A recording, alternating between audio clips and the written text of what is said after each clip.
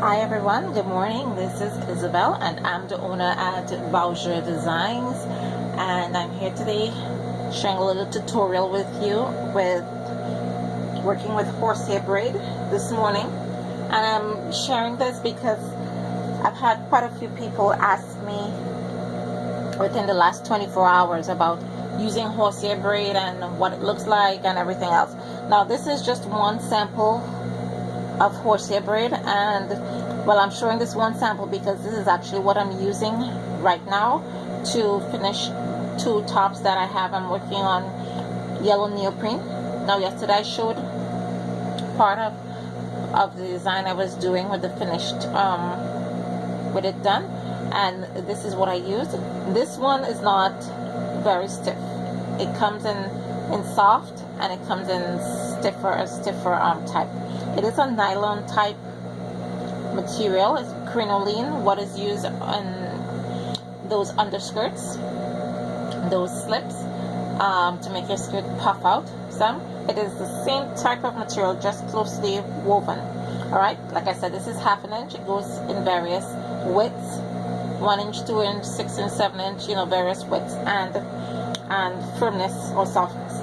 Alright, so that's that. Now this sleeve that I'm working on here, what I did with the horsehair braid, this is the top side, the right side of the garment. So what I did, let me just flip this back a little bit for you. I took the horsehair braid with the top side, with the right side facing up, and I placed it on the edge of the garment within 1/4 inch. Now what I did after I stitched all the way around, then I went in and I trimmed my edge evenly, like practically right up to the edge, without cutting the nylon, okay, without cutting the horsehair braid, right up to the edge. And the reason why I did this in this instant, because I'm doing the sleeve, and I know oftentimes you see horsehair braid and it's just turned back, and on the underside you can see the horsehair braid. All right, and this does come in many other colors as well, so you can match your braid to your garment if you're going to allow it to show. But I'm not finishing mine like this. I am actually entirely covering the horsehair braid. So that is why I trimmed my garment all the way to the edge, of the braid, because I'm actually going to use that as a guide while I'm stitching, and I'll show you what I mean. So I'm using that as a guide, and I'm using the other edge of the braid as my second turn guide. So what I do now, this is the wrong side. So after I stitched it, I then pressed it. So you see it looks a little flat and a little smooth. So I pressed it with a warm iron. Remember, this is nylon. If you use an iron that is too hot, you're going to scorch this, you're going to burn it, you're going to distort it, and you don't want that. So I just used a warm iron so that I could just keep this nice and flat. So now I'm going to turn this. This is your first turn. You can feel free to leave it like this, but in this instance I did not want my braid to show. So remember where I trimmed it, so that's my first turn, because remember this is neoprene and it's a little bit bulkier, so you don't want to have too much bulk in your seams. So that's my first turn. And how I use the edge here for my second turn, and make sure it's done tightly enough that it goes all the way to the edge. So that's my seam. Now I'm not stitching from the underside, the wrong side. I'm going to stitch from the top side because I'm doing a top stitch.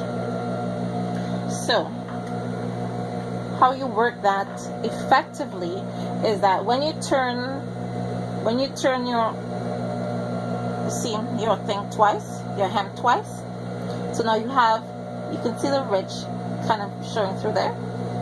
That's the edge of the end of the hem on the inside. What I do